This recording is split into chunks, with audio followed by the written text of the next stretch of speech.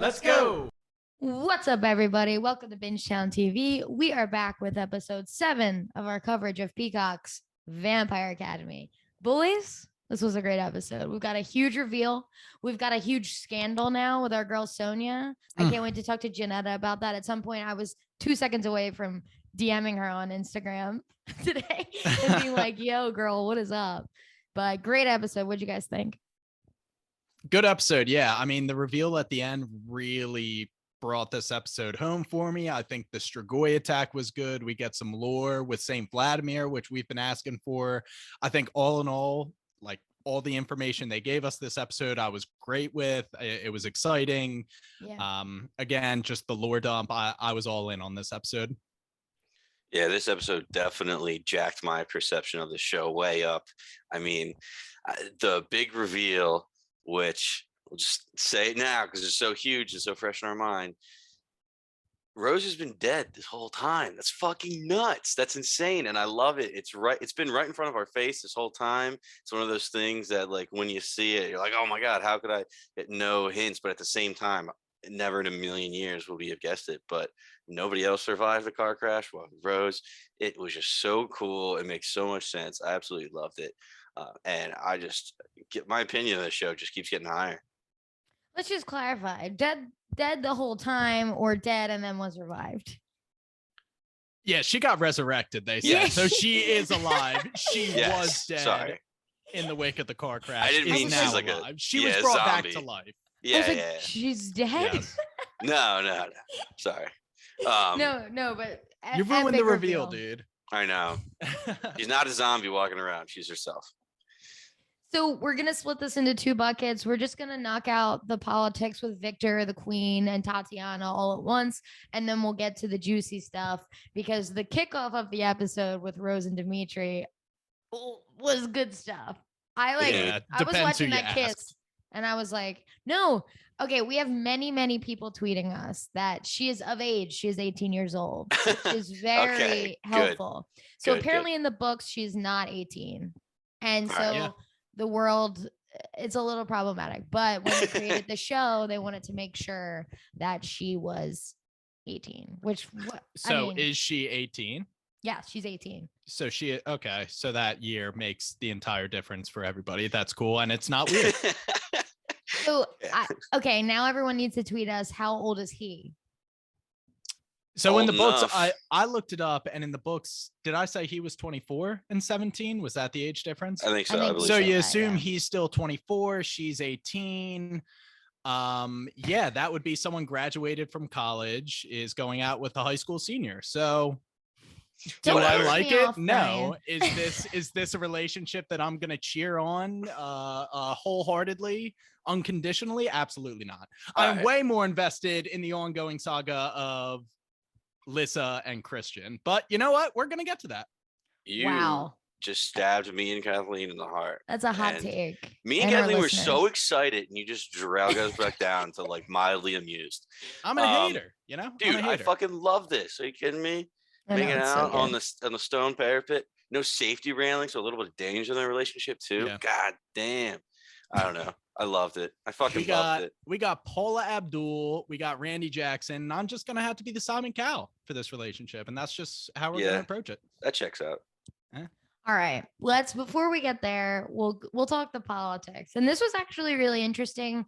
Throughout the episode, I was actually like, okay. Like, let's kind of get through the politics parts, because the Lissa, Rose, Dimitri storyline was so good, and Adrian. But by the end of the politics stuff, it gets really heated with the Sonya of it all. But Victor's campaigning. He's talking to the Queen.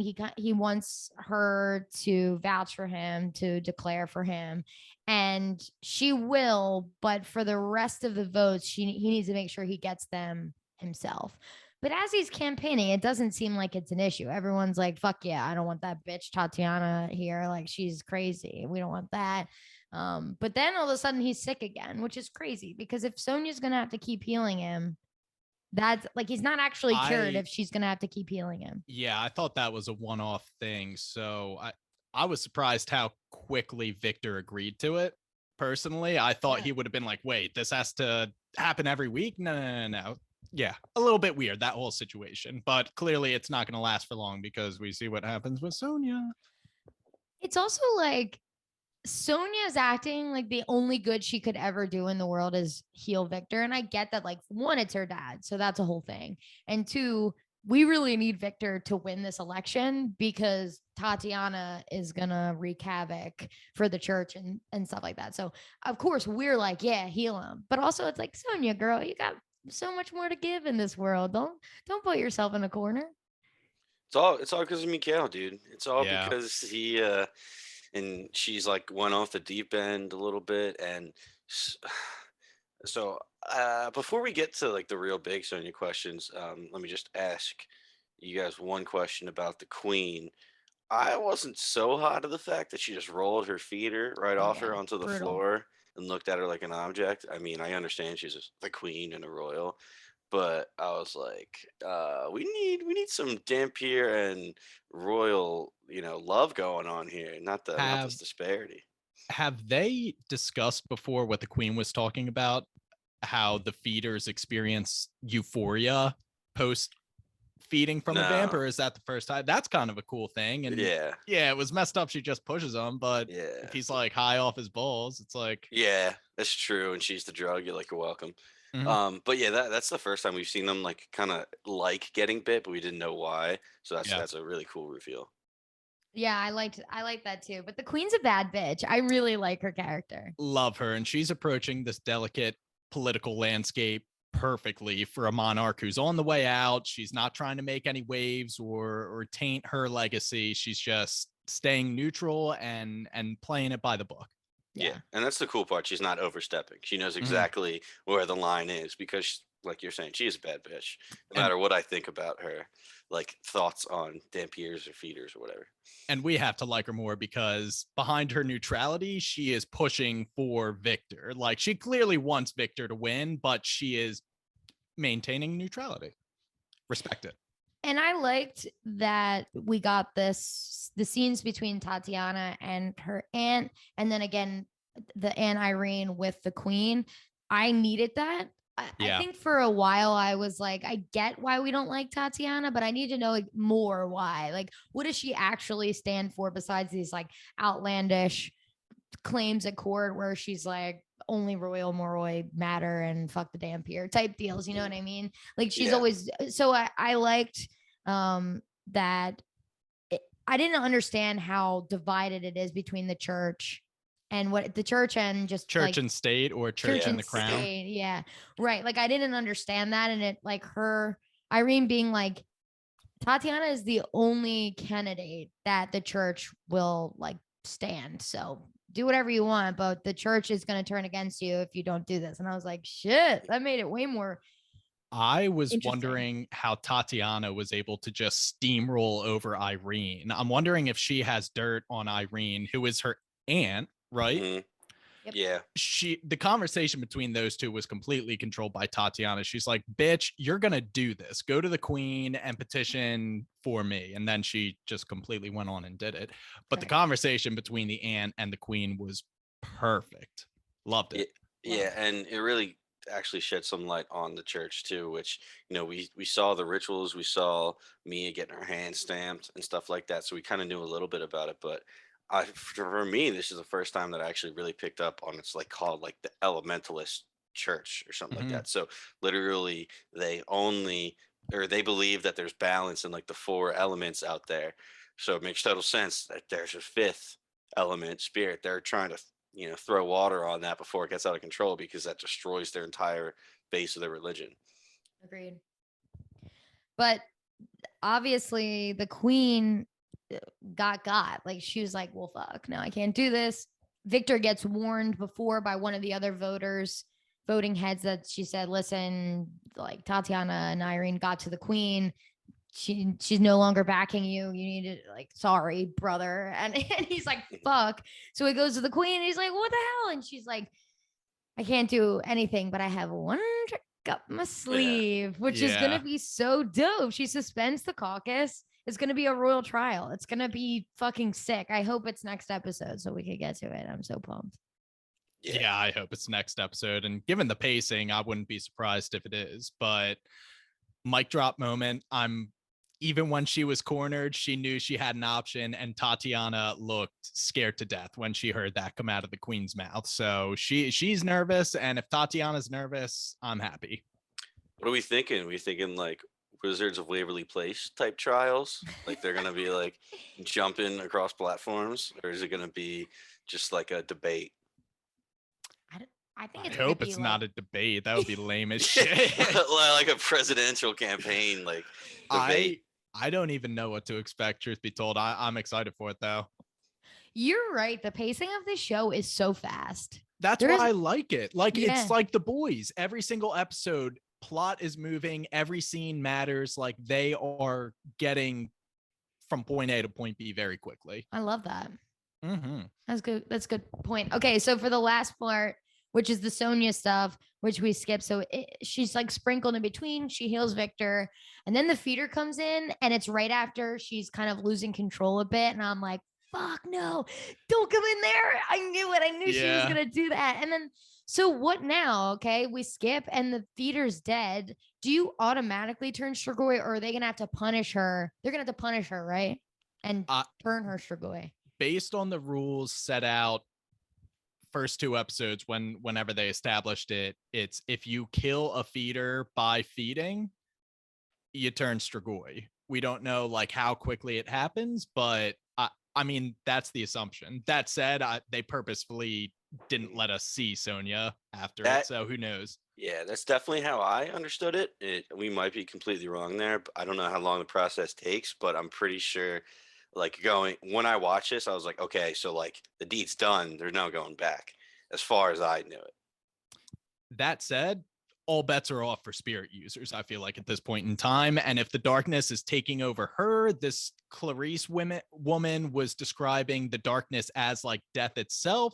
So if she's being overtaken by it, maybe that makes her immune from going full Strigoi. I don't know. I would be really, really upset if we lose Sonya as a character, though. Me too. And this can be off pod, but like the way Janetta was kind of talking about, she didn't like bring up a season 2 or anything. I'm really hoping she doesn't like die at the end of this. There's no way. I mean, she wouldn't bring up a season 2 anyway. I mean, I don't bring up think. a season 2 in a way being yeah. like, yeah, I know. I just really hope that she doesn't die. I don't think we can read into anything that Janetta was saying. Based on that, she seemed really excited about the second half of the season, though. So true. I'll be fucking devastated. Me too. And I mean, if she becomes like almost like a big key player from the Strigoi aspect, that would be hype. That'd be kind of cool. Yeah, and gets in with the Ozeras. Yeah, and if it's cool, like if we were going off that theory that the Royals are the real bad guys and the Strigoi are just just trying to be free. I'd be cool with that too. I mean, Sonya like leading the revolution, that'd be nuts. That's like it's so sick. That like so many things need to click for that to happen though. So I don't know why I'm getting excited about it. Remember that song "Royals" by Lorde? I was Lorde. Thinking song that slaps. Oh my gosh, I love her. Surprised they haven't played it yet. Why have they not played it in this show yet? I have no idea, but the clubbing song was pretty good. Yeah. What was it saying? It was like. It was I know the song. It's like almost like a children's song. Yeah. Cover. Everywhere we go, people want to know Yeah, who we are. They made it a fucking clubbing banger. But do you have any other thoughts on the politics / Sonya at all before we jump in? I mean, if Victor's daughter is a Strigoi, I feel like there's no way he can win now. I mean, I guess the trials, he can definitely win the trials, but people aren't going to be happy about, the king having a Strigoi daughter. Well, he also doesn't have Sonya to heal him. Assumedly, we don't know what's up with Sonya, but I doubt she's going to be available to heal him. So he might become sickly and weak. And if it's like a physical competition or something, I don't know. I have no idea what's going on with this royal trial. But what I think of the politics of this episode, it was a great episode for the queen. Love her. And I really liked how they kind of went over the dynamic between church and state and how they're butting heads and how they kind of are two parts of the same. Oh my gosh, two parts of the whole system. They two like sides are of the same coin. Yes, thank two you. fangs of the same vampire. Mm-hmm. kind of like the world as we know it. Fucking Nah. hell. Anyway, so okay, the episode actually opens with a kind of narration from who we find out to be Clarice. It's this woman who notably only has one hand. I don't know if that'll ever come into play, but she was kind of typing up some sort of story or something. She's a heretic, they call her. She writes about all the things that no one, she now shouldn't be, right? Okay. Yeah. So she basically says, once there were 13 saints, and today their children's are called royals. Vladimir was the best of the saints. He was the messenger, the founder. He had a vision, a world for the Moroi. Basically, he started the human treaty, which we heard about from before, which separates the two. It gave the Moroi a home and the Dampiers a purpose. But apparently that was the first great lie, the happy lie of Saint Vladimir, which was cool. I was like, let's fucking go. And all while this monologue is going on, we have these face tattoo people raiding like a blood bank. Mm-hmm.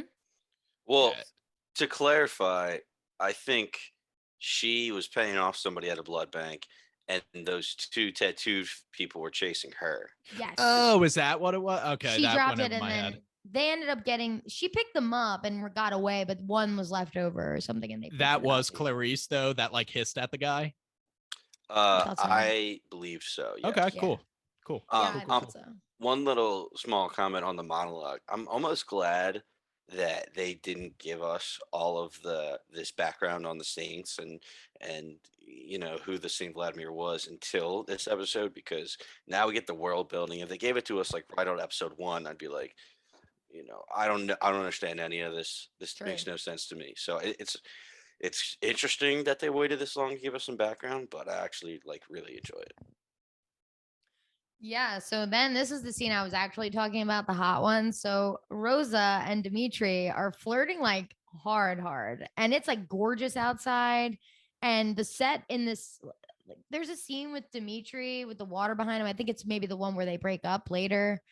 I'm not sure, but it was like, this is gorgeous. Great set. Love it. I think Greece or something. It's ridiculous. They actually They're in did Spain shoot in and Spain. Portugal. Yeah. Oh, okay. They shot like the whole thing, I think. Mm-hmm. That's awesome. So Lissa cockblocks big time. And she ends up telling Rose about Adrian, and Rose is immediately like skeptical about this guy. But they want to go to the human world and seek answers for this, but they don't really have a plan. They're just kind of have like a half-baked, like, I know this person lives in some vague area, we should just go. And I love this. I love them entering the human world. It's very cool. And the episode is called Beyond the Wards. I didn't say that, so that's why it's called Beyond the Wards, because they go into the human world. And I love it when they do the makeover. I love it. I'll bet you loved that. What I hated was how Dimitri immediately just rolls over and allows them to do this wildly irresponsible plan. I mean, it's like I said, he is laying down his duty when Rose just flashes him the eyelashes. I would too. But what I really hated was Lissa saying, and I quote, "This is what I'm doing. It's your job to protect me, so just do it." And she does her shit anyway. Dimitri's got to be able to be like, no, it's my job to tell you you can't do this. Okay. And Vrant. Wow. Me and Brian, thank God we're not recording this in person.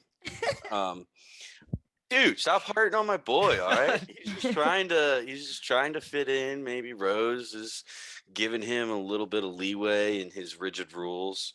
I mean, there's some alone time with her too, well, not alone, but whatever. He's fucking, I dug it. I'm like, yeah, way to not be just a completely hall monitor and just enforce every single rule. Here's you just kind of bending a little bit.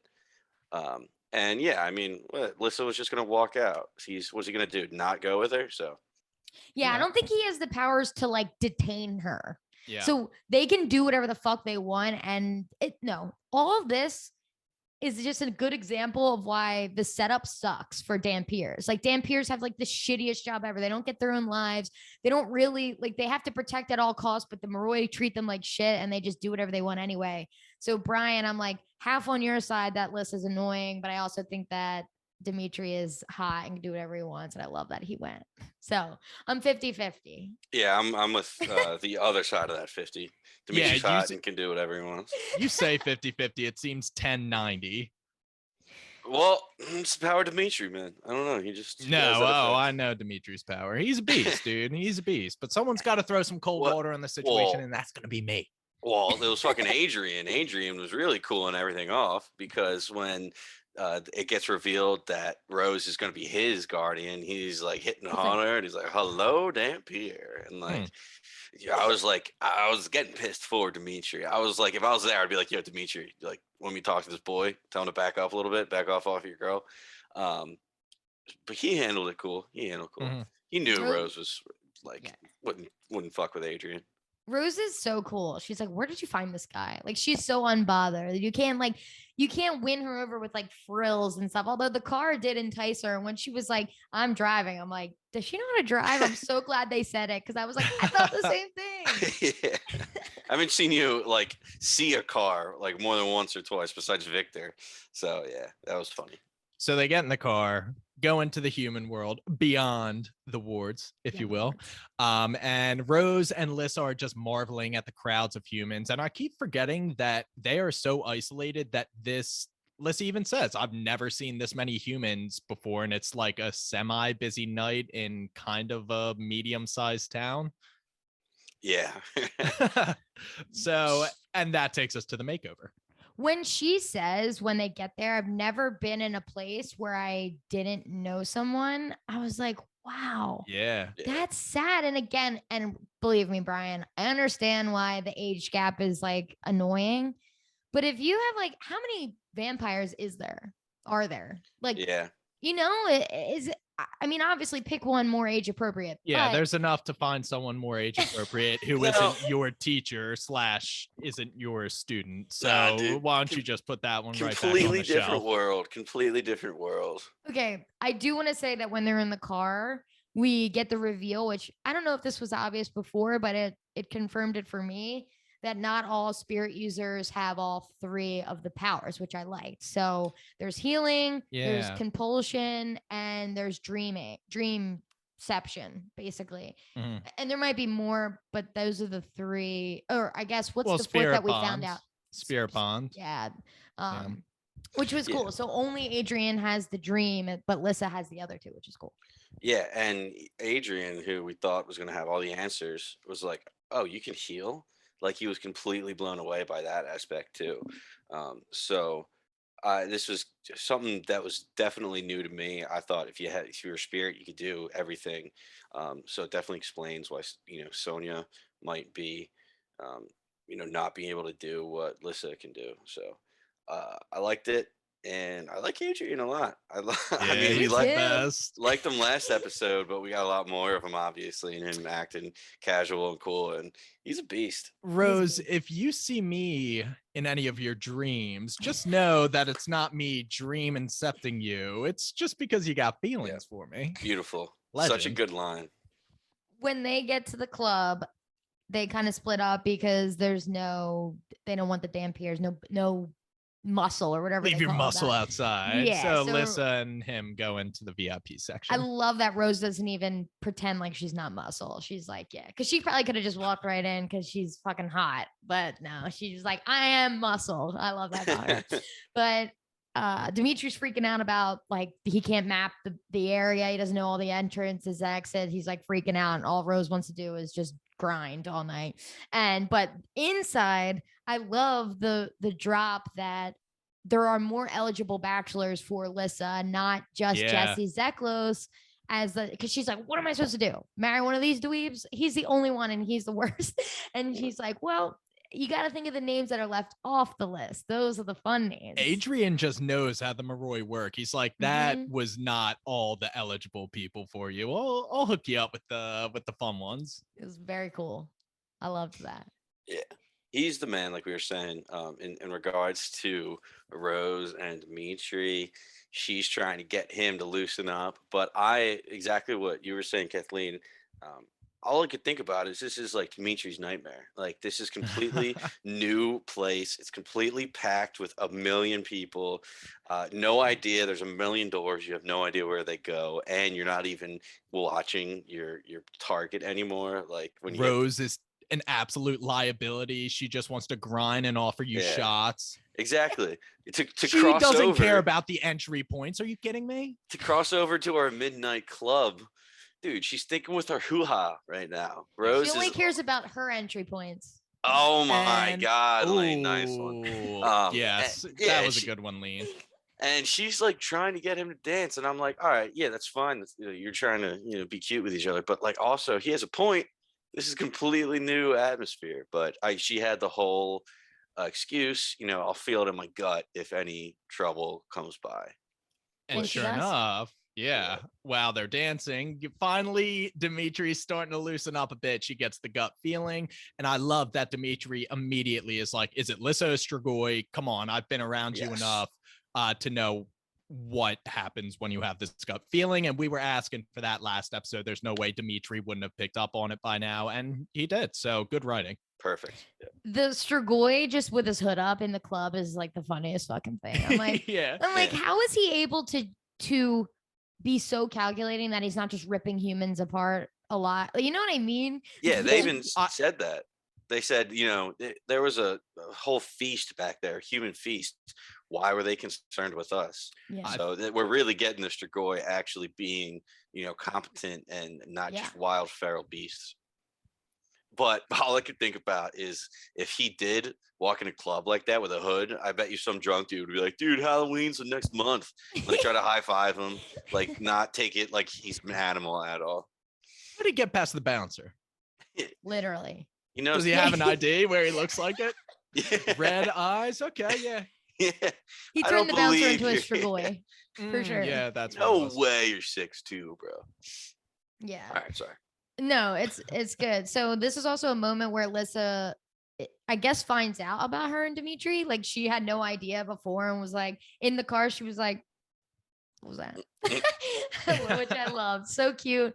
A good best friend moment because we haven't had we get that they're best friends, but we don't really get all these sweet like real best friend moments often because there's so many problems happening all the time.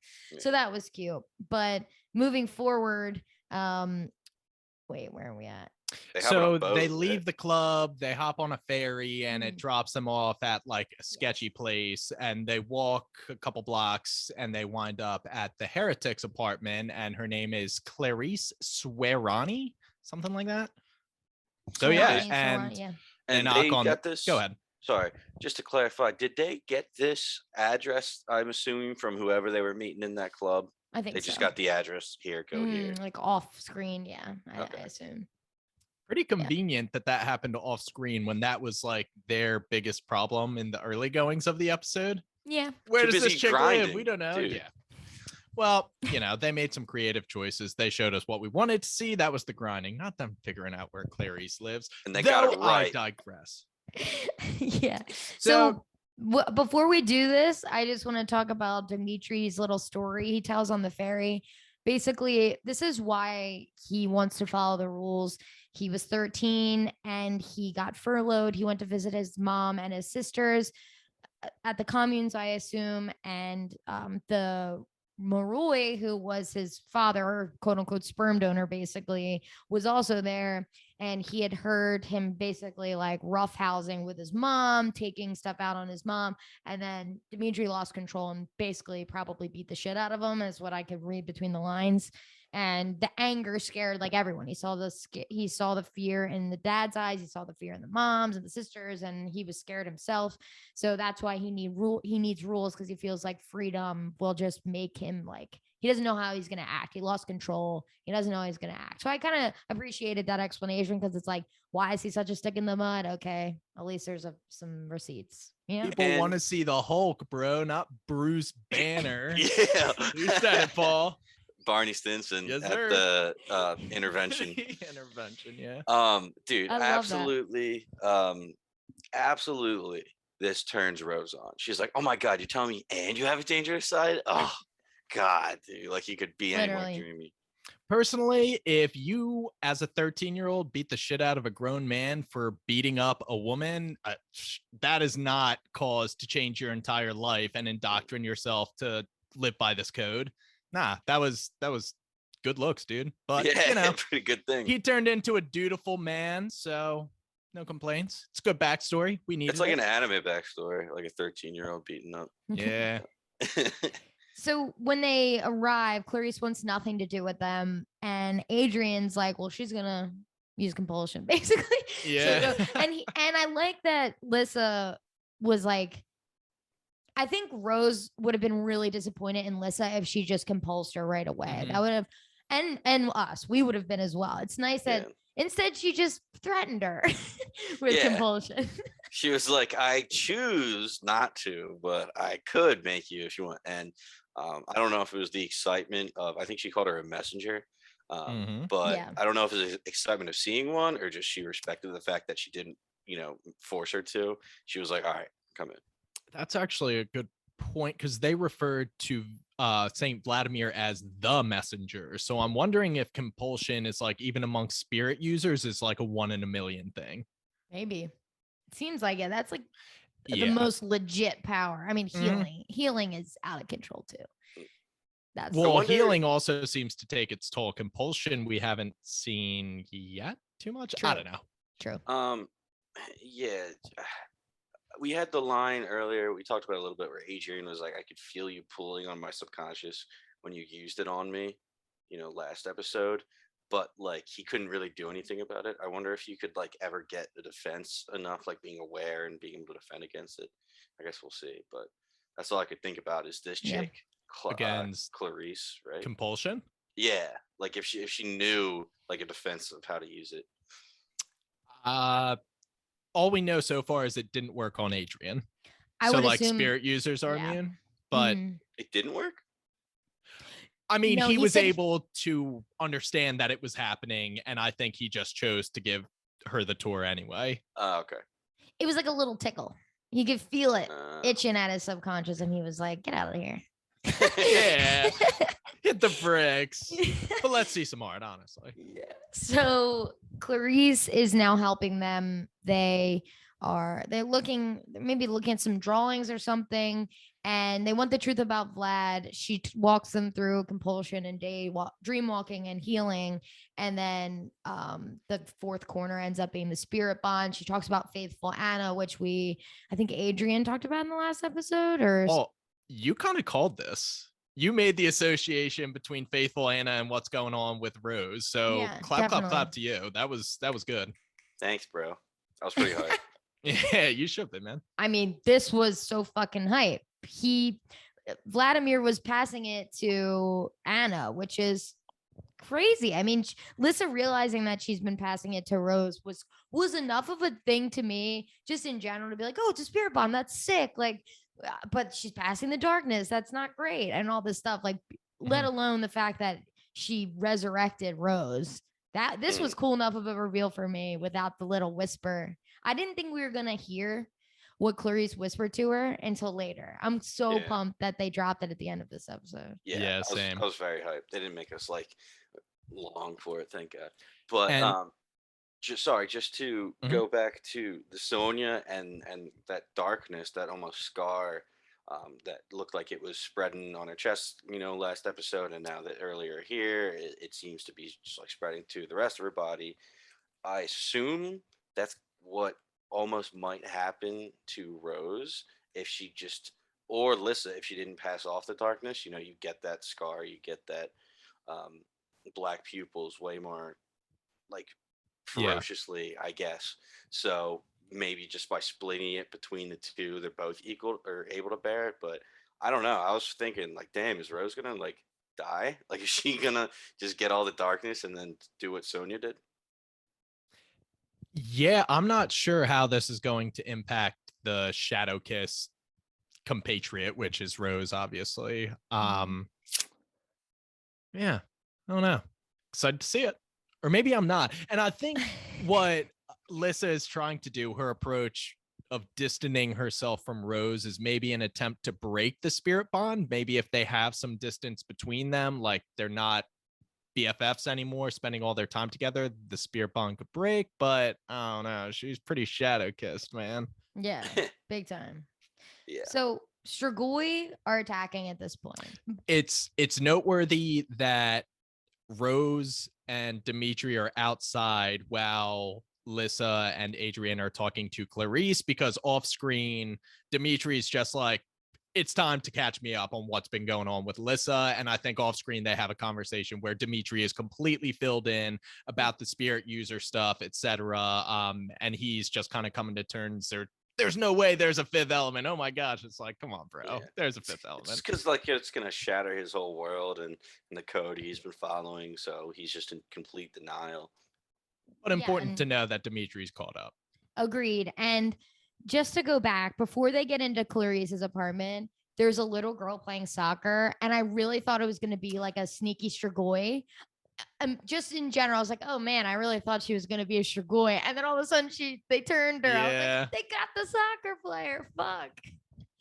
I keep forgetting that they could just turn anyone who's around into a Strigoi by just killing them and making them drink their blood. I'm like forgetting that. I was sad for her. Why don't they just do that to a million humans?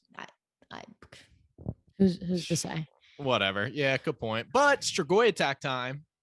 And it was good. This was like one of the first Strigoi attacks where I'm like, okay, our people have it handled.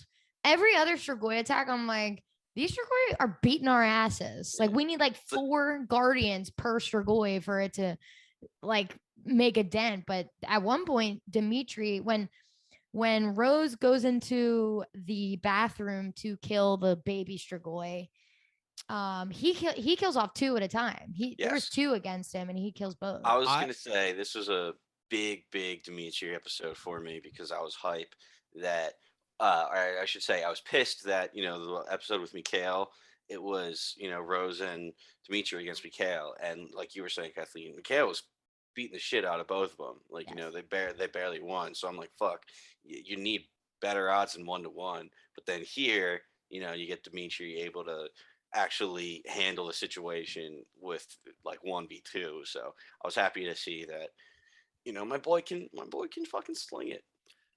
I would like the show to better define the power level of Strigoi and whether or not there is a difference from one Strigoi to the next, because it would make sense to me that Mikhail was like a super Strigoi because he was a trained Dampier and that's why he was so difficult to bring down.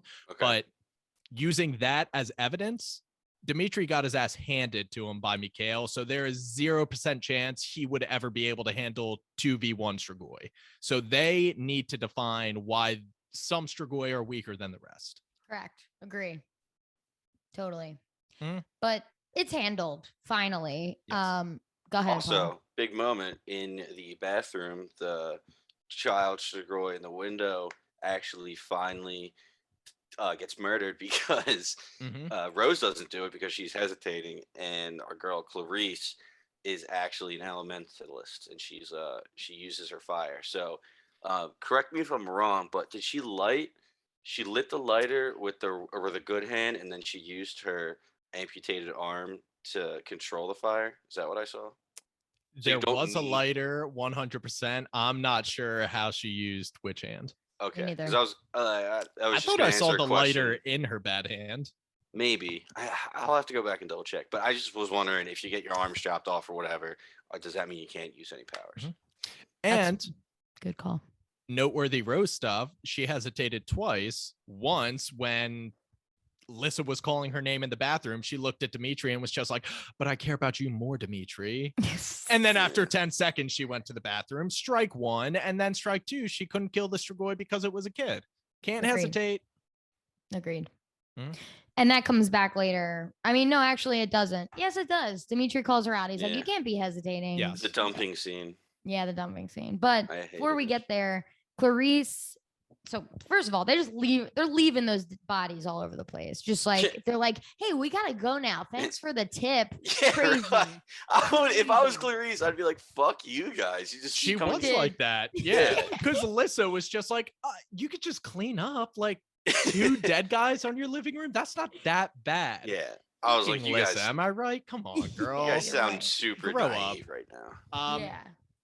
I think she said exactly that. You are so naive to how this world actually works. And what she said is, I'm not worried about more Strigoi. I'm worried about who comes after the Strigoi, which we see in the final scene.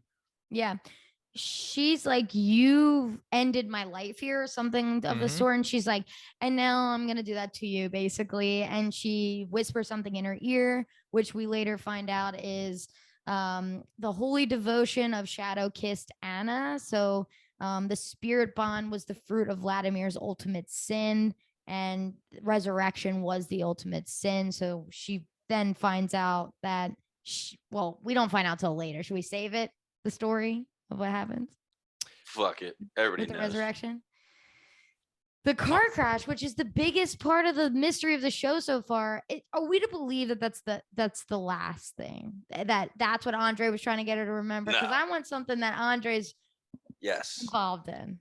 I want there to be like a third party like walking past the wreckage that actually caused it, and she like doesn't remember it for some whatever reason. Because the only reason I say that is because earlier this episode, remember when we first got Clarice running, we got the tattooed people, and the one random nurse was like, "Who was that?" And the dude was like, "If you drink this, you'll never need to know or worry about it again."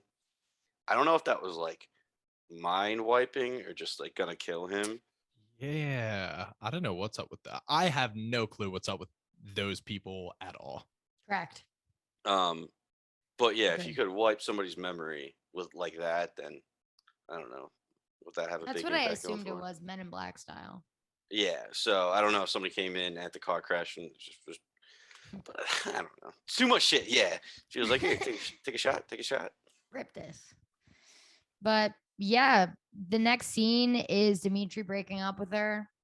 He questions the hesitation, and she's like, did you feel it? Basically, did you feel like what?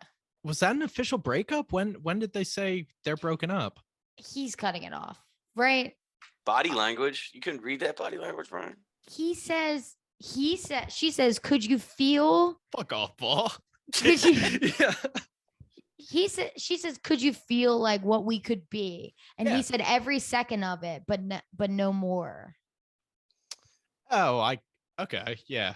Meaning like, yeah, I guess they'll be back together by the end of next episode, as we all know. But you know, he's choosing duty over love right now. He's like, I can't love you and do duty at the same time. Too distracting. Yeah, it certainly seems like an episode by episode, case by case. Is it love or duty that I'm picking here?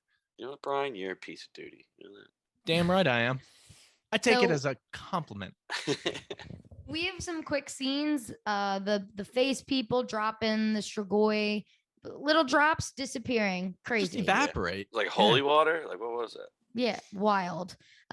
Adrian drops off the fun options, which I love. We've got a Luca Batista, Rodrigo Lee, David Vogel, which related to Tatiana. Yeah. And Christian Ozera. Legend. Yes. Absolutely love to see it. Question for you guys. Do we know what those pills are? Nope. Okay, I didn't think so. Was cracking up that they looked like human pills. I was like, vampires wouldn't have a different container, but I don't know why. I just thought that was hysterical. Think there's a vampire pharmacist? They probably use human meds. Yeah, probably. Look at us. Really combing through the world building here. What kind of pharmacy do the vampires use? That's awesome. But no, I assume it was something to do with helping her cut off Rose, as I don't know if it was like anxiety or like fucking emotion suppressants or whatever. Just some SSRIs. Sure. Helping her get through. Yeah. Hey, Definitely not. I hope that there's actual medicine in there. Like crazy vampire medicine. You know what I'm saying. What else happens in this episode? Rose gets broken up with for the second time this episode. Ugh. Once by Dimitri, once seconds by Rose. I mean by Alyssa. That whole sentence was so fucked up. But you get it, and that sucks. And that's not gonna last either. There's no way these two. I mean, 0% chance. I'm glad it wasn't one of those typical TV things where they're like, we can't be friends anymore. Slam the door. Like it was more Yeah. like, I She love explained you, it. and you know I love you, and told her every fact. She didn't leave anything out, and she's like, and this is why, and you can't be my guardian. Sorry. It's more realistic than the other shows that are like, we can't be friends anymore, and slam the door, Yeah. and then it's like, what the fuck? But No it still explanation. sucks. It's not the best thing. They should figure it out together. They Yeah. shouldn't separate. It's very annoying, honestly, because it's almost in my eyes. It's like, dude, listen, it's way too late. Like it already happened. The bond's already there. But maybe she's trying just for Rose's sake. And I'm hoping at the end of next episode, she's like, all right, look, I tried. Obviously, we can't be separated. Let's just fucking rock it together. Rocket. But that's the episode. It was good. We crushed that, by the way. That was Yeah, we did. very, very wild reveals in this. I know. I the mean, good. The ahead. end scene of the episode is Victor walking in to see the dead feeder, and Sonia is gone. Oh, I don't know yes, if we yes. explicitly said that yet, but Dude, Yeah. it's like almost a bigger deal, but not really. Like I don't know, because Rose dying and coming back, like, can she die and come back again? Or is it Okay, just like everybody gets one, like Spider-Man? Nobody my gets to. my question for you two is, do we think Sonia, next time we see her, will be Strigoi? No, I don't think so. I don't. Maybe turning. Maybe. I think that since she's a spirit, it might change the way she turns. It might. That's what I'm betting on. Yeah. That's what. Yeah, I was talking in the beginning like it was confirmed. She was confirmed Strigoi because that's what I was initially when I was watching it. My first reaction. But yeah, the more I thought about it, totally spirit user. It seems to be like maybe they have a bunch of exceptions.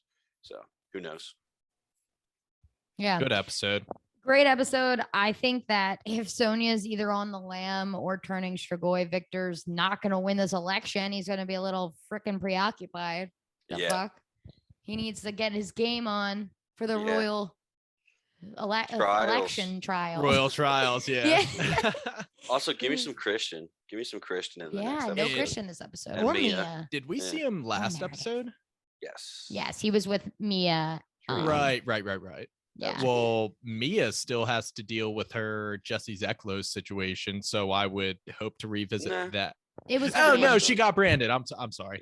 Yeah. We just need to. I hope next episode Meredith's all healed, and her and Mia are smooching, Yeah. and Christian and Lissa get hitched. Royal Fingers wedding. crossed. Yeah. Yeah, I'm down with that. but great episode, and I love that when we record this on Mondays, it's really not that like far from the next episode. The Yeah. Thursday, Yeah, the true Thursdays, that. the Thursday's tough for recording because we like to record faster than Thursday to Monday, but it's cool for listening. It's like really breaks the week up. It's like every 3 days we're watching. listening. Yes, definitely. You know what I mean? You know what I'm saying? All right. That was the episode. If you like what you heard, give Binge Down TV a follow on Instagram and Twitter. And go check out our website, bingetowntv.com. We've got all of our episodes laid out there. We're everywhere you listen to your podcasts. Spotify, Apple Podcasts, Everywhere every app, you go. everywhere. Yeah. That's where we are. perfect. Again, we're covering Midnight Club right now. It's so good. Netflix, creepy, just in time for spooky season. We've got Rick and Morty, and we've got House of the Dragon, which is heating up. It's so damn good. So we are covering 4 really good shows right now. And if you're watching any of them, go check us out. And if there's any other shows we've covered that you love, go check us out because, I mean, it's good stuff. Anyway, we are Bingetown TV, and we'll be back for episode 8 next week. And thanks for listening.